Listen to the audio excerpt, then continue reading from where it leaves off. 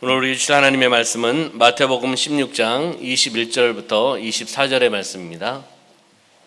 한 목소리 함께 합독하도록 하겠습니다.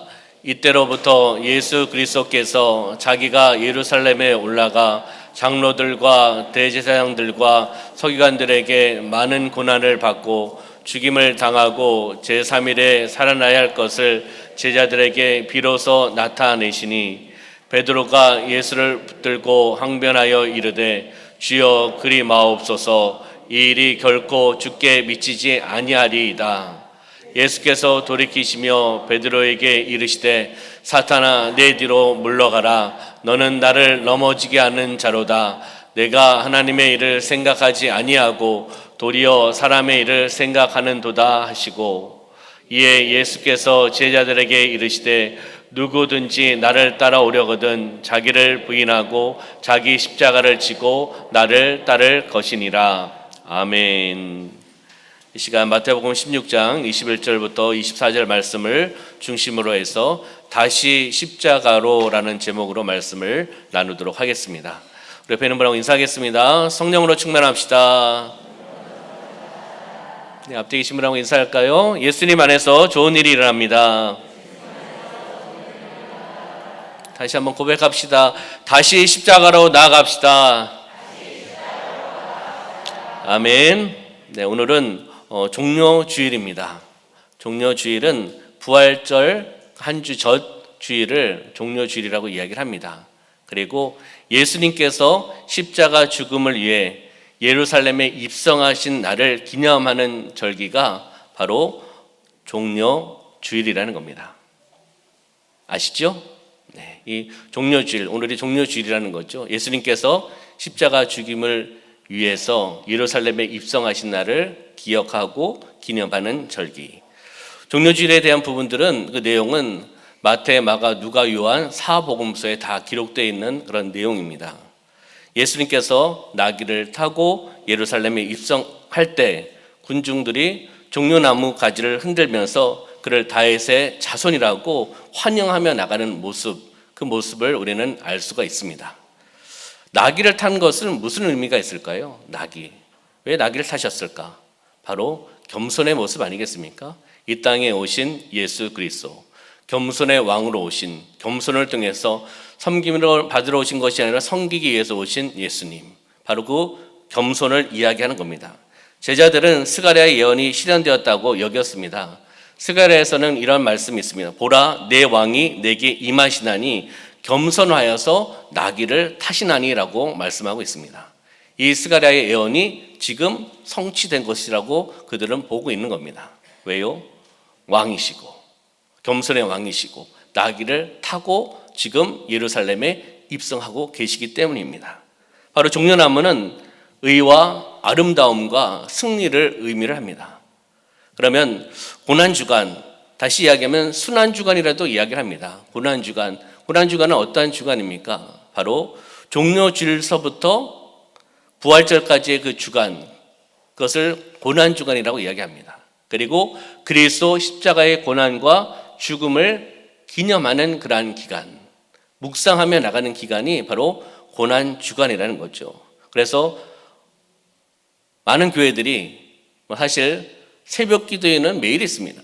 그렇지만은 이 고난주간을 다시 한번 기억하면서 예수 그리스도의 고통과 고난과 십자가의 죽으심과 그리고 부활하심, 하나님의 사랑을 묵상하면서 한 주간 다시금 십자가로 나아가기를 소망하면서 십자가의 영성이 회복되기를 소망하면서 하나님 앞에 영광 올려드리며 나가는 그 새벽의 시간이 고난주간 특별 새벽 기도회로 많은 교회들이 하나님 앞에 나아가고 있습니다.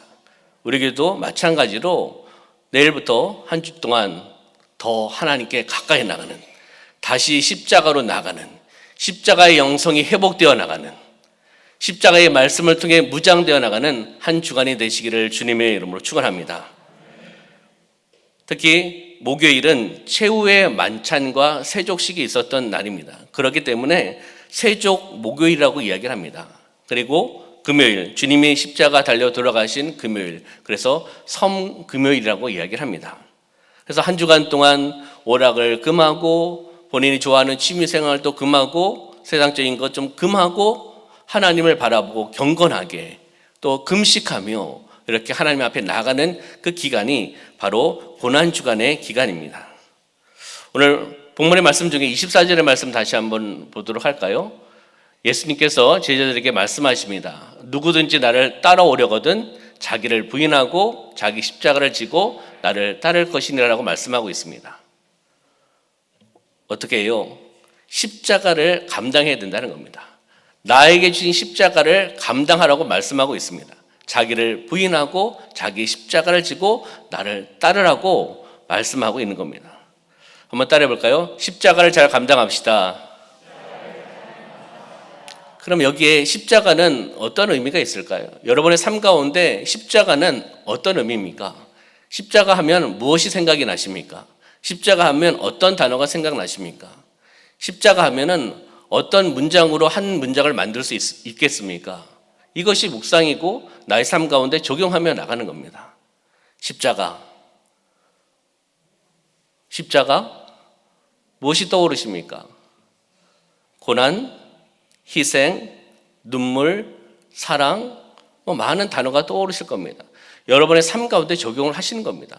나에게 십자가는 이러한 단어로 표현할 수 있다. 나에게 십자가는 이러한 문장으로 표현할 수 있다. 그것은 무엇입니까? 나의 고백입니다. 나의 고백을 통해 하나님 앞에 드리는 거죠. 그러면 21절의 말씀을 볼까요? 21절. 이게 말씀하십니다. 예수 그리스도께서 자기가 예루살렘에 올라가 장로들, 대제사장들, 서기관들에게 많은 무엇을요? 고난을 받고 그 다음에 무엇을 당하고요? 죽임을 당하고 제3일에 살아날 것을 제자들에게 비로소 나타내시니 알려주시는 것을 보게 됩니다. 여기 나오는 장로들, 대제사장들, 서기관들 이 시대에 주류를 이뤘던 사람들입니다. 어떻게 보면은 지배계층의 그런 사람들입니다. 이스라엘의 사회, 종교를 대변할 수 있는 사람들입니다. 장로, 대제사장, 서기관 많은 고난을 받고라고 표현하고 있습니다. 고난을 받고 죽임을 당하고 제3일에 살아나야 할 것.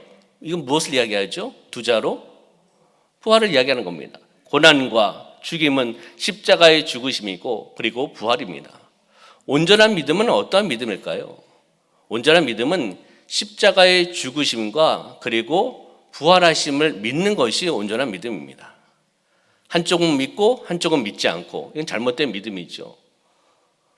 우리 삶 가운데 하나님께 주신 그 마음을 통해서 그것을 바라보고 그것을 의지하며 나가는 그런 십자가의 영성이 다시 회복되어 나가는 여러분의 삶이 되시기를 주님의 이름으로 축원합니다. 바로 우리의 삶 가운데 함께 적용하며 나가는 거죠. 자신의 고난과 십자가의 죽음 이것을 제자들에게 이야기를 나누고 있는 그 예수님. 그랬을 때 수제자 베드로는 어떻게 항변하고 있는가, 말하고 있는가라는 것을 22절을 통해서 말씀을 보도록 하겠습니다. 22절 말씀 보면 베드로가 예수를 붙들고 항변하여라고 표현하고 있습니다. 이 항변은 의미가 꾸짖다, 견책하다, 강력히 책망하다 이런 의미가 있습니다. 약간 부정적인 의미가 조금 포함되어 있는 그런 단어죠. 베드로가 예수를 붙들고 항변한다는 겁니다. 강력하게 이야기하는 거죠. 어떻게 해요? 주여 그리 마옵소서. 뭘 그리 말라는 겁니까? 예수님 말씀하신 그것을 이야기하는 거 아니겠습니까? 이 일이 결코 죽게 미치지 아니하리이다라고 말씀하고 있습니다. 이 일이 죽게 일어나지 않을 겁니다라고 고백하며 나가는 겁니다. 수제자 베드로의 열정, 사랑을 표현하는 거죠. 그러나 육적인 생각을 이야기하는 겁니다. 하나님의 생각 그리고 하나님께 주신 마음이 아니라는 것을 우리는 뒤에 말씀을 통해서 알 수가 있습니다. 열정, 충정 그리고 사랑 그렇지만 현실은 그렇지 않습니다. 하나님의 생각, 하나님의 뜻은 그것이 아니라는 겁니다. 그 뜻을 받아들여야 되는데 자신의 생각을 가지고 자신의 뜻을 가지고 지금 이야기하고 있다는 것이죠. 그럼 23절의 말씀 볼까요? 23절 예수님께서 돌이키시며 베드로에게 다시금 말씀하십니다. 사탄아 내 뒤로 물러가라. 수제자에게 이렇게 명령하시는 겁니다. 왜요? 하나님의 일을 방해하기 때문에, 사람의 생각으로 이야기하기 때문인 겁니다. 베드로를 싫어해서 미워해서가 아니라 베드로에게 임한 어둠의 세력을 떠나가기를 소망하시는 겁니다. 사단아, 내 뒤로 물러가라. 너는 나를 넘어지게 하는 자로다. 방해자라는 겁니다. 내가 나아가는데 방해꾼이라는 겁니다. 내가 하나님의 일을 생각하지 아니하고 도리어 사람의 일을 생각하는도다. 하나님의 일을 생각하지 않고 도리어 사람의 일. 다시 이야기하면 베드로는 하나님의 일, 하나님의 생각, 하나님의 뜻, 이것을 알지 못했던 사람이라는 것을 알 수가 있습니다.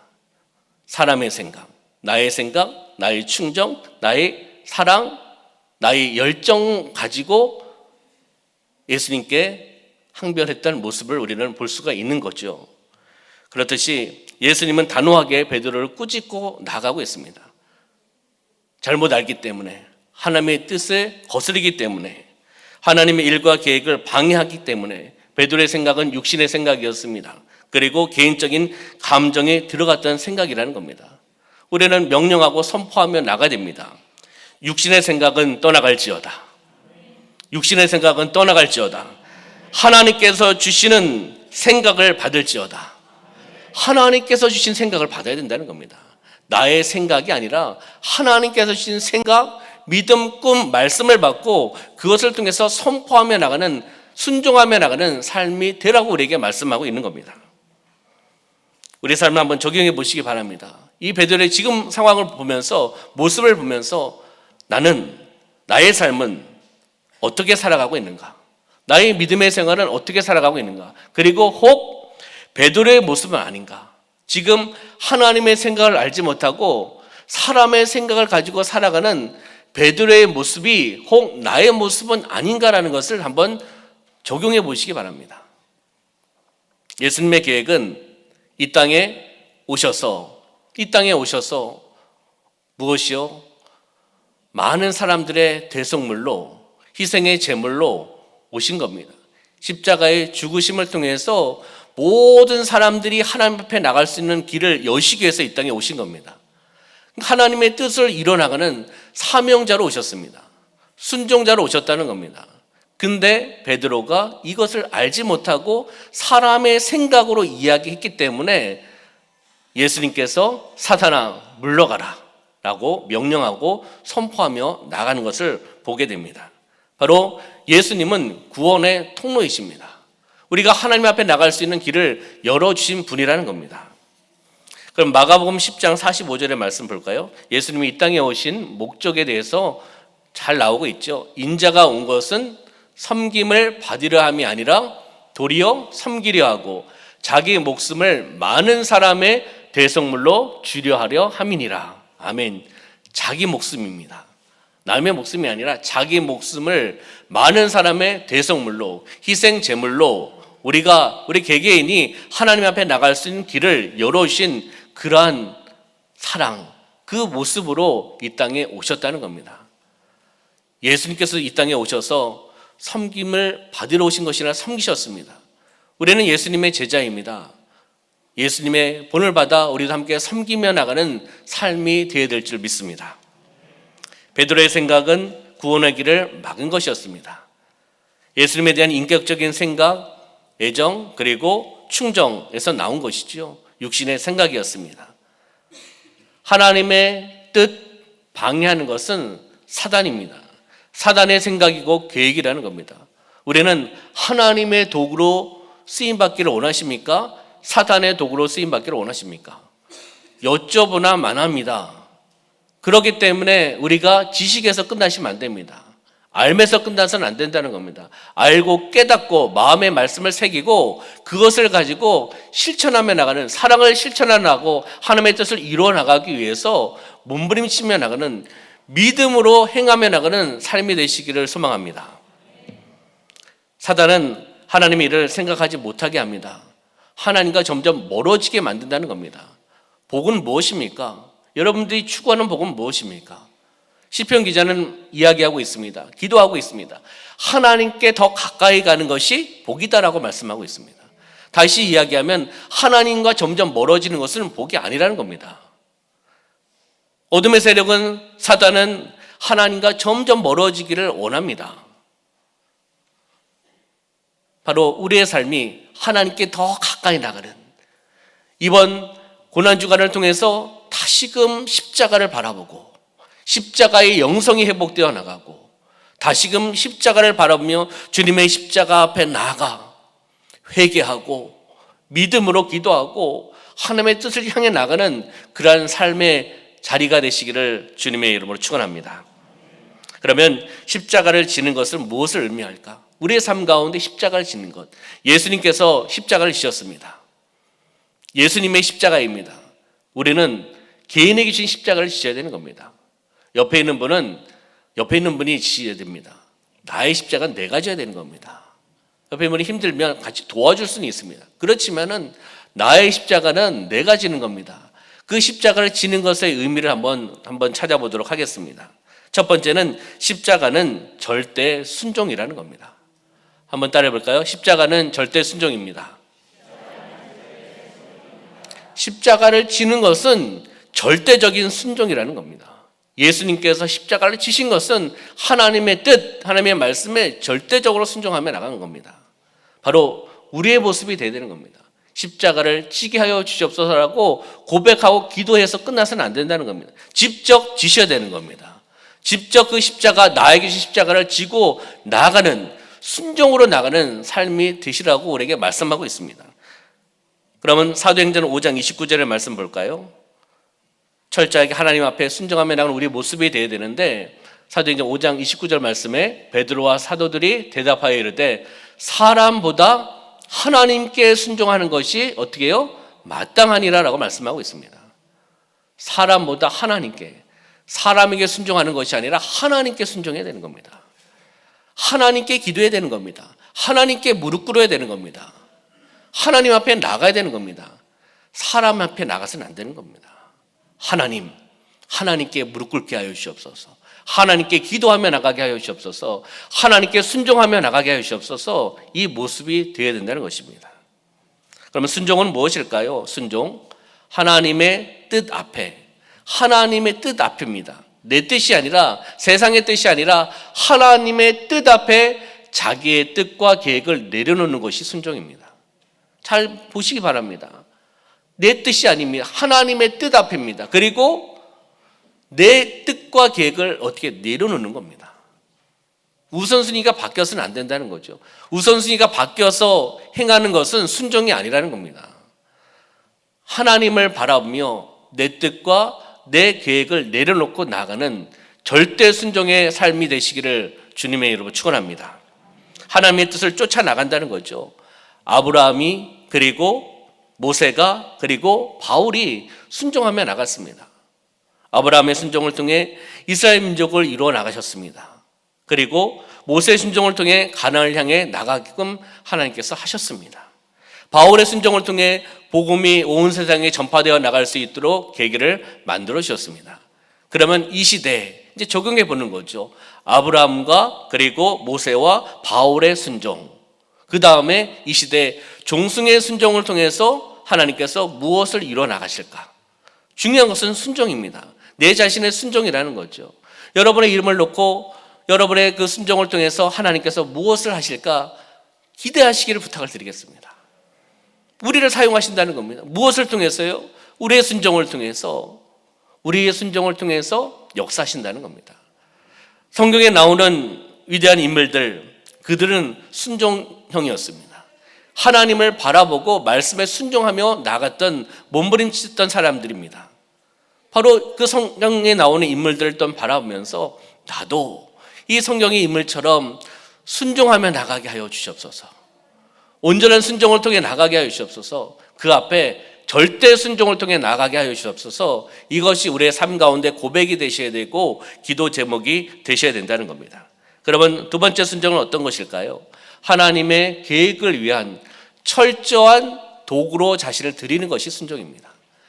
누구의 계획이요? 하나님의 계획을 위한 도구로 쓰임받기를 원해야 되는데 철저한 도구로 자신을 드리는 것, 하나님께 드리는 겁니다.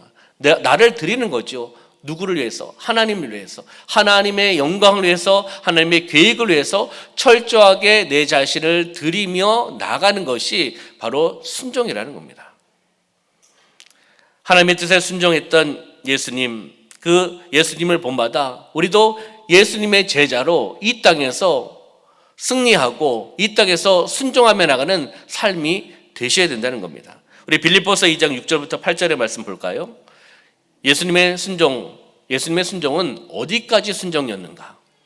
그는 근본 하나님의 본체, 하나님의 동등됨을 취할 것으로 여기지 아니하셨다라고 말씀합니다. 7절, 오히려 자기를 비워 종의 형체를 가지사 사람들 같이 되셨고, 이 땅에 오신 거죠. 8절, 사람의 모양으로 나타나서 자기를 낮추셨습니다. 죽기까지 뭐 하셨다고요? 복종하셨으니. 순종보다 조금 더 강한 언어, 좀 표현 더 센 언어가 복종이라고 볼 수 있지 않겠습니까? 복종하셨으니. 예수님의 순종, 예수님의 복종이 어디까지였습니까? 십자가의 죽으심이었다는 겁니다. 예수님의 절대 순종, 절대 복종은 바로 십자가상에서 나타난 겁니다.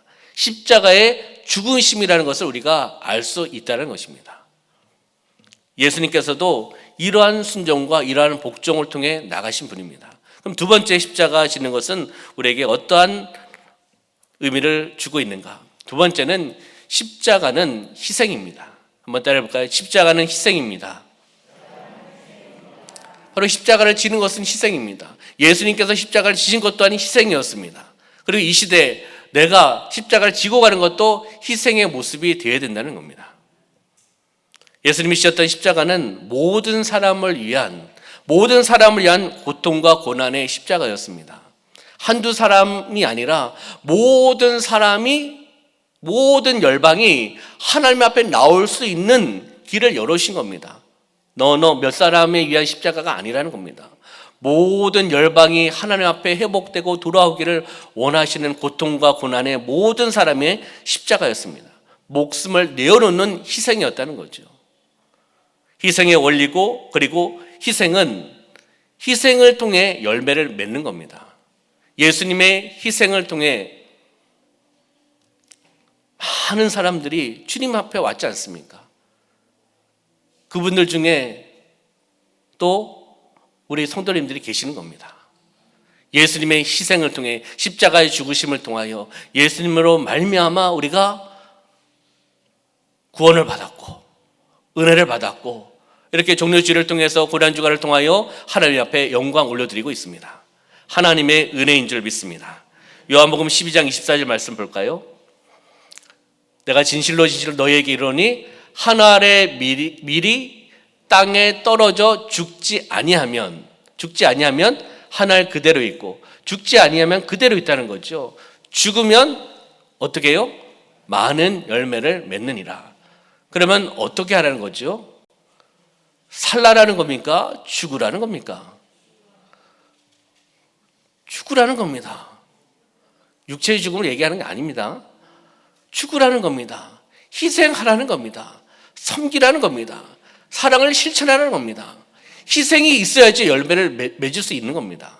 내가 열매를 맺는 것은 아니지만 우리가 시간의 희생, 물질의 희생, 그리고 또한 가지고 있는 것을 나눔을 통한 희생을 통해 나아갈 때 그 열매를 맺으실 것은 아버지가 맺혀주시는 줄 믿습니다. 어떤 열매를 보고 우리가 어떤 것 일을 하는 것은 아니지만은 여러분의 희생을 통해서, 여러분의 섬김을 통해서 하나님께서 놀라운 은혜와 놀라운 축복, 놀라운 열매를 맺혀주실 줄 믿습니다. 예수님의 그 희생은 나의 죄를 대신 감당하신 그러한 희생 아니겠습니까? 납니다. 공동체라고 이야기하고 우리라고 이야기합니다. 그렇지만 실질적으로 적용해야 될 것은 납니다. 그렇잖아요. 나를 위한 희생이잖아요. 나를 위한 사랑이잖아요.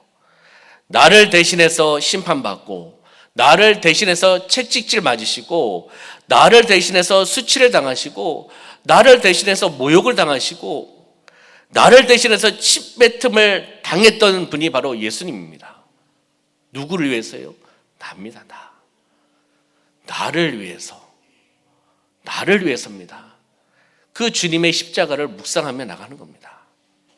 한 주간 우리가 더 주님의 십자가를 바라보고 다시 십자가의 영성이 회복되기를 소망하며 회개하며 한 주간 달려나가시기를 부탁을 드리겠습니다. 십자가는 헌신이요 희생이었다는 겁니다. 가시면류관을 쓰셨습니다. 머리를 찢기셨습니다. 고통을 당하셨습니다. 나를 대신해서 십자가에서 돌아가신 겁니다. 그것을 적용하시기 바랍니다. 믿음으로 바라보시길 바랍니다. 그 십자가를 바라보고 묵상하면 마음이 뭉클할 수밖에 없습니다. 왜요?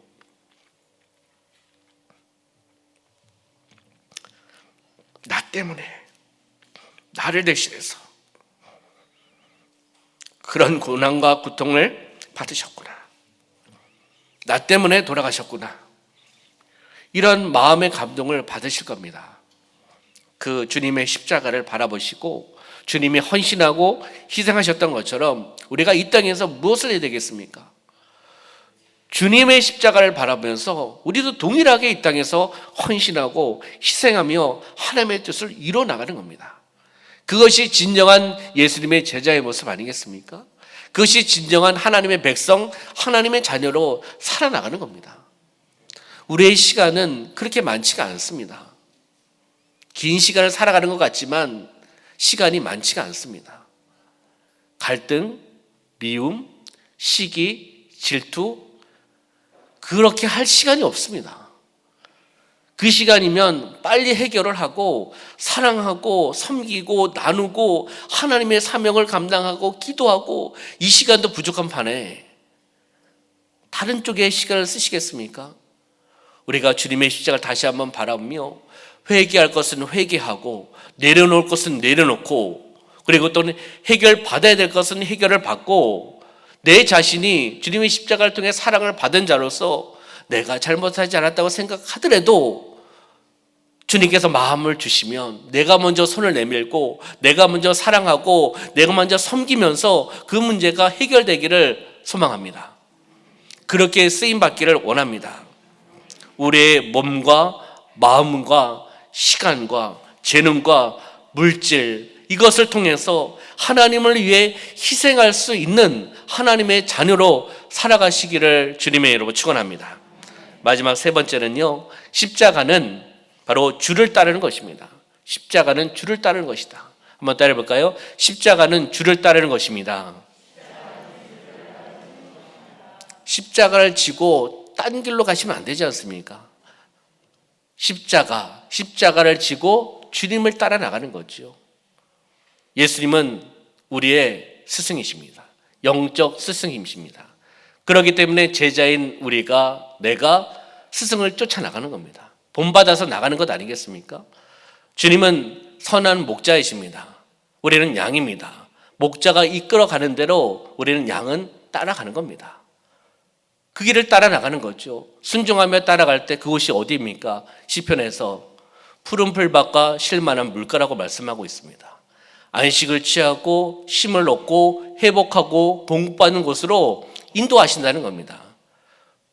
나에게 주신 십자가를 지고 주님이 걸어가셨던 그 길을 따라 나가는, 주를 따라 나가는 것이 십자가를 지고 나가는 겁니다. 그러한 삶을 우리가 살아가야 되는 거죠. 그 십자가, 우리가 지고 있는 그 십자가는 선택이 아닙니다. 내가 좋아서 지고 내가 싫어서 안 지고가 아닙니다. 우리에게 주신 자기의 십자가는 내가 지어야 되는 겁니다. 선택이 아니라 의무입니다. 주신 것이기 때문에, 사명이기 때문에 그 십자가를 지고 우리가 주님을 따라야 된다는 겁니다. 마태복음 16장 24절 말씀 다시 한번 볼까요? 아까 말씀 보았지만 누구든지 나를 따라오려거든. 여기에서 두 가지를 이야기합니다. 어떻게 해요? 자기를 부인하는 것. 이거는 내적인 그런 순종입니다. 내적인 내려놓음이죠. 자기를 부인한다는 것. 자기의 이기적인 욕망, 그리고 욕심, 생각, 부패적인 옛자, 이런 것들 철저히 내려놓고 해결받으며 나가는 것이 바로 자기를 부인하는 겁니다. 내적인 표현이죠. 그럼 외적인 순종, 따라가는 것은 무엇입니까? 자기 십자가를 지고 따라가는 것이 바로 외적인 그러한 모습이라는 겁니다. 우리가 온전한 순종을 통해서 따르는, 스승을 따르는, 선한 목자를 따르는, 주님을 따르는 삶이 되시기를 부탁을 드리겠습니다. 십자가를 지는 것은 세상적인 것들을 내려놓는 겁니다. 우선순위가 바로 서 있는 겁니다. 버리지 않고서는, 세상적인 것을 버리지 않고서는 십자가를 질 수가 없습니다. 예수님을 따라갈 수가 없다는 겁니다. 그리고 세상적인 것들이 예수님보다 먼저일 수 없다는 겁니다. 예수님이 먼저야 된다는 겁니다. 우선순위가 바뀌어서는 안 된다는 거죠. 그리고 세상 일 때문에, 세상 일이 너무 많아서, 해야 할 일들이 너무 많아서 주의 일들을 감당할 수가 없습니다. 이것도 잘못 우선순위가 바뀐 겁니다. 주의 일을 먼저 해야 되지 않겠습니까? 하나님의 자녀고 예수님의 자녀인데 우선순위가 바뀌시면 안 됩니다. 주의 일을 먼저 하고 그리고 나에게 맡겨진 일들을 해야 되지 않겠습니까? 바쁘니까 주의 일들은 못합니다. 한가할 때 하겠습니다. 은퇴하면 하겠습니다. 하나님이 언제 부르실지 어떻게 하시려고 그러십니까? 그렇잖아요. 우리 마지막 때는 알 수가 없습니다. 언제 부르실지를 모릅니다. 그렇기 때문에 은퇴 후에요, 한가할 때예요, 아이들 다 결혼시키고 다 출가시킨 다음에요, 그럴 때가 아닙니다. 그 상황 속에서 주시는 인도하심을 받고 성령의 마음의 감동을 받으면서 그때를 놓치지 않으시기를 소망합니다. 그럼 말씀 한번 찾아보겠습니다. 누가복음 9장 62절 말씀 함께 읽겠습니다. 예수께서 이르시되 손에 쟁기를 잡고 뒤를 돌아보는 자는 하나님의 나라에 합당하지 아니하니라 하시니라. 아멘. 손에 쟁기를 잡고 일을 하고 있는 그런 모습 아니겠습니까? 밭에서 일을 한다든지 이런 일하는 모습. 다시 이야기하면은 하나님께서 우리에게 은혜와 은사와 또 달란트를 주셨잖아요. 그 달란트를 주신 걸 가지고 무엇을요? 사명을 감당하며 나가는 그런 모습일 수도 있습니다. 이랬을 때 뒤를 돌아보는 자는 하나님의 나라에 합당하지 아니하니라. 어떻게 됩니까? 하나님께서 주시는 비전과 꿈, 미래를 향해서 앞으로 달려나가는 겁니다. 뒤에 것 이미 지나온 겁니다. 그리고 지나갈 것에 대해서 우리가 너무 연연하지 않았으면 좋겠습니다. 지나가는 것에 대해 연연해서 거기에 사로잡히지 마시고 영적인 것에, 그리고 하나님이 원하신 것에 주신 달란트를 땅에 묻는 것이 아니라 잘 활용하여서 다시금 주인께, 아버지께 올려드리며 나가는 겁니다. 손에 쟁기를 잡고 뒤를 돌아보지 말고 앞으로 향해 나가라는 겁니다. 하나님의 비전을 향해 나가는 겁니다. 하나님의 이끄심을 통해 순종하며 나가는 겁니다. 여러분을 통해서 하나님의 나라가 확장되기를 소망합니다. 십자가를 지고 예수님을 따르는 성도의 삶은 바로 예수님과 함께 나가는 삶입니다. 예수님과 더불어 나가는 삶이라는 겁니다. 말씀을 정리하기 전에 우리가 고난주간을 통해서 우리는 한 주간 또 살아갑니다. 다시 십자가로 나가기를 소망하면서, 다시 십자가의 영성이 회복되기를 소망하면서, 십자가의 사명이 회복되기를 소망하면서 나갑니다. 할렐루야. 가장 중요한 것은 말씀을 통해서 우리 삶 가운데 실천하며 나가는 겁니다. 그래서 오늘 주셨던 십자가를 지는 것 한번 띄워주시기 바랍니다. 십자가는 순종이고, 십자가는 희생이고, 십자가는 주를 따르는 것이다. 이것을 알면서 지식적에서 끝나는 것이 아니라 고난주간을 맞이하여서 우리의 삶 가운데 순종하고 희생하면서 주님을 따르는 고난주간이 되시기를 소망합니다. 그리고 고난주간 하루하루 첫 시간을 하나님 앞에 드리며 주님의 십자가 앞에 나와서 다시 십자가의 영성이 회복되고 그 사명을 통해 나가는 삶이 되시기를 주님의 이름으로 축원합니다. 기도하겠습니다. 살아역사하신 아버지 하나님, 중려주의를 통하여 예수님의 딴 고난과 고통, 죽으심, 부활하심을 다시 한번 바라보며 다시 십자가로 나가기를 결심하며 결단하며 나가게 하여 주심을 감사합니다. 우리의 삶이 순종의 삶이 되게 하시고 희생의 삶이 되게 하시고 주를 따르는 삶이 되어 나가게 하여 주시옵소서. 우리의 삶이 다시 삶 속에 적용하며 나가게 하여 주셔서 다시 십자가의 사명이, 십자가의 영성이 회복되어 나가는, 예배가 회복되어 나가는 삶이 되어 나갈 수 있도록 축복하여 주시옵소서. 함께 하심을 감사드리며 예수님의 이름으로 축복하며 기도하옵나이다. 아멘.